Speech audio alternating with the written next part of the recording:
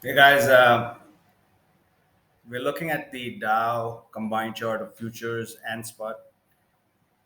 Okay, and these blue and red lines you see are Gann support and resistance levels. The blue ones are supports, the reds are resistances. Um, Trading above the resistance and back testing it successfully yesterday. Um, Today we are looking at a support of 35,050 or 35,060, around about that.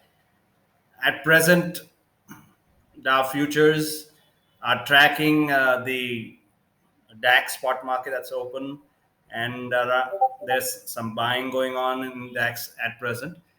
If DAX can hold above 14,560 after 6 p.m. or excuse me, um, 8 p.m. New York time, then you could see um, Dow being positive today, trading, trying to recapture the 35,400 level. But if the DAX continues to sell off below 14,560, we could have a negative open in the Dow, followed by a sell off towards 35,050 levels.